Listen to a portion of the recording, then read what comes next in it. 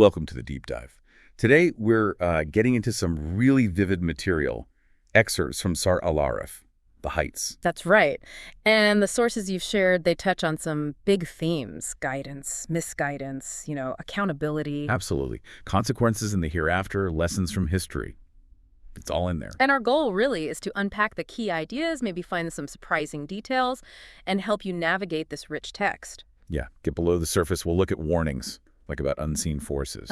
And those specific descriptions of the afterlife, including that place, Al-Araf, the heights. Right. Plus, powerful historical examples and, practical stuff for daily life and worship. Definitely. Lots to cover. Let's dive in. Okay, so let's start with this whole area of guidance, misguidance, divine commands. Verse 27 hits hard right away. It really does. A direct warning. O children of Adam, do not let the devil entice you. Just like he did with Adam and Eve in the garden. Exactly. By stripping them of their clothing to show them their bodies. It points to shame, vulnerability as his tools. And then that crucial detail. Indeed, he and his tribe, they see you from where you do not see them. Yeah, that unseen element, a constant sort of hidden pressure. And the text links disbelief directly to this vulnerability. It does. Indeed, we have appointed the devils as allies to those who do not believe. Disbelief opens that door. Wow. So choosing not to believe actually invites this negative alliance. That's what the source suggests. And then it tackles that very human thing. Yeah. Justification. Oh, right. When people do something wrong, obscene. They say, oh, we found our fathers doing it, or even God commanded us to do it. Blaming tradition? Or worse, blaming God for their own actions. But the text shuts that down immediately. Say, indeed, God does not command to obscenity. Full stop. Unequivocal. God doesn't order injustice or wrongdoing. Right. So what does he command? Verse 29. Say, my Lord commands to justice. Justice, that's the standard. And it connects to worship, right? Yes. Erect your faces at every mosque and invoke him, sincerely devoting the religion to him. Erect your faces, like be present, focused. Exactly. Align yourself. And then that powerful reminder follows straight after. Just as he initiated you, you will return. Puts everything in perspective. Our origin, our destiny. It really does. Then verse 30 talks about the split. Yeah. How people respond. A group he guided, and another group had error imposed on them. And the reason given for that second group is, well, it's chilling. What is it? Indeed, they have taken the devils as allies other than God, and they think that they are guided. Oh, wow. So they're actively misled, but genuinely believe they're on the right track. That's the danger highlighted. Self-delusion fueled by taking the wrong allies.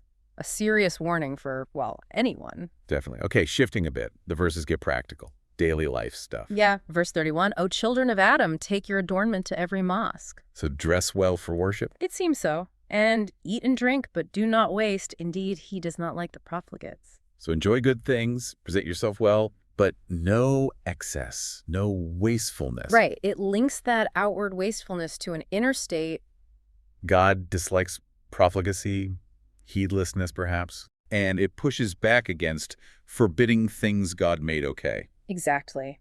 Verse 32 asks, who has forbidden the adornment of God, which he has produced for his servants, as well as the good things? It clarifies these are for believers in this life. But exclusively for them on the day of resurrection. That's a key distinction. And then it lists what God actually forbids, a very clear list. Super clear. Verse 33, say, my Lord only forbids obscenities, both the obvious and hidden ones. Sin and oppression without right. And to associate others with God, for which he has not sent down any authority. That's shirk, associating partners. And to say what you do not know about God, speaking without knowledge, that covers a lot of ground. It focuses on core moral wrongs, injustice, idolatry, and speaking falsely about the divine. Then the focus zooms out from individuals to nations, communities. Right, verse 34, and for every nation is a term. A set lifespan, basically. So when their term has come, they will not be delayed an hour, nor will they advance. It emphasizes a divine timeline for history and connects it back to guidance. How so? Verse 35. If messengers come with God's verses, then whoever becomes pious and reforms, there will be no fear upon them, nor will they grieve. So piety and reform are the way to find security when that term arrives. That seems to be the message, which leads us right into the afterlife. Okay, the consequences, the destinations. Verse 36 lays out one path. A stark one. As for those who deny our verses and become arrogant towards them, those will be the companions of the fire. They will be therein eternally. Denial and arrogance. Key factors leading there. And verse 37 calls out the worst injustice, making up lies about God or denying his verses. What happens to them? They get their share of the book, their record, and then the messengers of death arrive. The dramatic scene you It's mentioned. very. They're asked about the false gods they relied on, they admit they were wrong, and testify against themselves. Testify against themselves that they were disbelievers. That's intense. It really is. But then, the contrast. What about the believers? Right, the other destination. Verse 42. But those who believed and did good deeds, and here's that crucial note of mercy. Ah, yes. We do not charge a soul except by its capacity. No one's burdened beyond their ability. That's comforting. And their reward. Those are the companions of the garden. They will be therein eternally. And the description of the garden. It's not just physical comfort, is it? No, verse 43 emphasizes inner peace too. Yeah. And we will remove whatever is in their bosoms of rancor. Rivers will flow beneath them.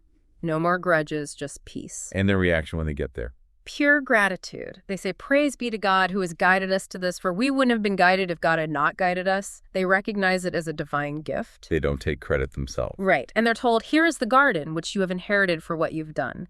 It connects their actions to the reward. So you have these two groups, garden and fire, and they interact. Astonishingly, yes. No. Verse 44, the garden dwellers call out to the fire dwellers. What does he say? They confirm God's promise was true and ask, did you find what your Lord promised was true? And the reply from the fire. Just, yes. Chilling. And then an announcer proclaims, the curse of God is upon the transgressors. Who are the transgressors, according to verse 45? Those who repelled from the way of God and sought to make it crooked while they were disbelievers in the hereafter, actively blocking God's path, denying the end game. Okay, now we get to this unique place mentioned in the title. Yes, verse 46. And a partition will be between them, between the garden and fire, and upon the heights, Alaraf, are people. The heights. What's special about them? They will recognize everyone by their mark. They can identify people in both the garden and the fire. From this in-between place, what do they do there? Well, they call out, peace be upon you, to the people in the garden. So they see paradise. And the verse adds, they have not yet entered it, but they are coveting it. They deeply yearn to be there. Wow. So safe from the fire, seeing the garden, but waiting. Seems so. And when they look towards the fire, they pray, our Lord, do not put us with the transgressing people. They see the horror and seek protection. They also speak to people in the fire. Yes, verse 48. They recognize specific people and call out, basically asking, what good did your crowds or your arrogance do you now? Pointing out the futility of worldly status or pride. That's direct. Very direct. Recognition across the divide. But what happens to the people on the heights? What does the source say? Verse 49 gives their outcome. Enter the garden, there will be no fear upon you, nor will you grieve. Ah, so they do enter paradise eventually. Their time on the heights is temporary. That's what it indicates. Meanwhile, back in the fire, there's desperation. Verse 50. Yeah. And the companions of the fire will call out, pour from the water to us or some of what God has provided you, a plea for basic relief. And the response from the garden. It's final. Indeed, God has forbidden them both for the disbelievers. Why? What led them to this state? Verse 51 explains.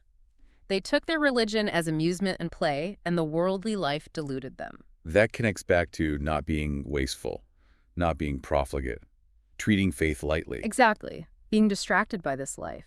And because they forgot the meaning of this day and were rejecting our verses, the consequences. Yeah. Today, we will forget them. It's a reciprocal consequence. And this whole section wraps up by stressing the role of Scripture. The Quran itself. Right. Verse 52. And we have certainly brought them a book, detailed my knowledge, as guidance and mercy for people who believe. Its purpose is clear. Okay, let's move into the lessons from history. The source looks at past communities. It does. And it shows recurring patterns. Verse 96 makes a direct link. If people in towns had believed and been pious, Then what? we would have opened for them blessings from the heavens and the earth, prosperity, well-being. But they denied, so we seized them for what they were earning. Denial led to consequences. Simple cause and effect. Pretty much. And then verses 97 to 99 pose these rhetorical questions to make you think. Right, like were people safe from God's torment coming at night? Yeah. Or while they were playing during the day? Yeah. The point being, you're never truly secure if you're heedless. Consequence can come anytime. Then the conclusion. Were they then secured from the scheme of God? But none secures from the scheme of God except the people who are losers. Scheme of God. That sounds maybe negative. It can be understood more like God's inescapable plan or the unfolding consequences of their own choices. Only the utterly heedless, the losers, feel falsely secure from it. Got it. Then it talks about later generations who inherited the earth but didn't learn the lesson. Verse 100. Or has it not pointed out to those who inherited the earth that if we willed, we could afflict them for their sins? Why don't they learn? And the text says, but we seal their hearts so they do not listen. Is that sealing arbitrary? Verse 101 suggests it follows persistent denial. They were not to believe in what they had denied before. Thus does God seal the hearts of the disbelievers. Repeated rejection seems to lead to an inability to accept truth. And the overall finding about people in general. Verse 102 is quite blunt, and we did not find for most of them any agreement, keeping their covenant, but indeed, we found most of them to be immoral. A bit bleak, maybe. The general tendency isn't great. It's a sobering observation from the source, which then brings in Moses as a major example. Verse 103, sent to Pharaoh and his people. But they wronged themselves thereby, so look how the consequence of the corruptors was. Pharaoh's regime as the example of corruption facing consequences. And it reminds us of the rescue of the children of Israel from that terrible suffering. Yes, verse 141, killing sons, sparing women. A terrible tribulation. But then, something surprising happens right after the rescue. It's really striking. Verse 138, they cross the sea, see people worshiping idols, and immediately ask Moses, "Oh, Moses, make a god for us just as they have gods." You're kidding. Yeah. After witnessing that miracle, they want an idol like the ones they just saw. It's a stark moment. Shows how ingrained some things can be or how quickly people forget. Moses' reaction is immediate. What does he say? Indeed, you are an ignorant people, he calls them out. Is it other than God I should desire for you as a god while he has favored you over all people? He throws their recent rescue right back at them. The favor God just showed them. Exactly. And he dismisses idol worship completely. Verse 139. What those people are doing will be destroyed. It's all in vain, futile. A powerful lesson against just copying external practices without understanding. Definitely. Then there's another individual example in verse 175. Someone given God's verses, but he moved away from them, so the devil pursued him, and he became one of the misleaders. Neglecting the guidance opened the door for Satan. So the verses could have elevated him. Verse 176 says, and if we had willed, we could have elevated him thereby, but he inclined to the earth and followed his inclination. He chose the worldly over the spiritual. And that's where the dog comparison comes in. Yes. So his example is like the example of a dog. Whether you motivate it, it pants, or you leave it, it pants. It suggests a state of constant restless desire. Never satisfied, always driven by base instincts, regardless of circumstances. A spiritual agitation the verses could have fixed. And the text connects this directly to denying God's verses. Explicitly. This is the example of the people who deny our verses and were wronging themselves. It's presented as self-inflicted harm. Bad is their example. These stories keep leading back to that core idea in verse 178. Whomever God guides, then he is the guided. And whomever he sends astray, then those are the losers. Guidance is from God. Straying means loss. And then verse 179 describes those destined for hell. Many jinns and humans. Why? Because they have hearts by which they do not comprehend, they have eyes by which they do not see, and they have ears by which they do not listen. They have the tools, but don't use them for understanding truth. Exactly. So they're called like livestock. In fact, they are more astray. They are those who are heedless. Worse than animals because they neglect their higher faculties. But it's not all negative, right? There's a contrast. Thankfully, yes. Verse 181 immediately offers hope. And among those we created is a nation, a group, guiding to the truth, and by it dealing justly. There's always a group upholding truth. Okay, let's wrap up with the practical side. Practicing faith, remembering God. Back to Moses. Briefly, yes. Verse 142 mentions the 40 nights when he received the tablets. Which contained? Of all things, as preachment and elaboration for all things, comprehensive guidance. And the command was, so take them with strength. Not passively. No. And command your people to take the best of it. Hold firm, implement the best parts. And then verse 143, that intense moment, Moses asked to see God. And the mountain crumbled when God manifested his glory. Moses fell down stunned. Overwhelming. Shows the limits of human perception before the divine. Absolutely. And Moses' response on recovering. Glory be to you, I have repented to you, for I am the first of believers. Awe, submission, renewed faith. God then reaffirms Moses' role. Verse 144, O Moses, indeed I have chosen you, so take what I have given you and be among the grateful.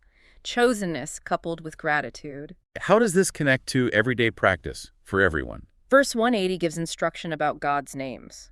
And to God belongs the best names, so invoke him by them. Use his beautiful names in prayer. Yes. And leave those who equivocate about his names. People who twist or misuse them, approach God sincerely. There's also guidance on listening to the Quran. Verse 204. And whenever the Quran is being read, then hearken to it and listen so that you may attain mercy. Attentive listening, hoping for mercy. And specific instructions on remembering God. Verse 205. And commemorate your Lord within yourself, privately, sincerely, by imploring and secretly, below the loudness of the speech, quietly, humbly. In the mornings and before sunsets. Consistently. And do not be among the heedless. The whole point is to avoid that state of forgetfulness we saw led to loss. And the final verse, 206, describes those close to God. A beautiful contrast to the arrogant ones mentioned earlier. Indeed, those at your Lord are not arrogant toward his worship, and they glorify him and prostrate to him. Humility, constant glorification, submission. That's the ideal model presented. Exactly. A fitting end to these passages. So we've really covered a lot from these verses in Al-Araf. Guidance, misguidance, the stark reality of the hereafter, lessons from the past, practical steps for faith. Yeah, the choices are presented very clearly, and the outcomes are, well, incredibly vivid.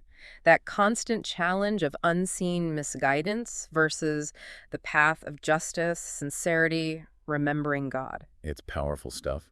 And maybe for a final thought, let's go back to those people on the heights. Al-Araf, that unique space. Right, between the garden and the fire. Recognizing people, yearning for paradise, eventually getting there. What does that whole picture suggest to you about judgment, recognition, mercy?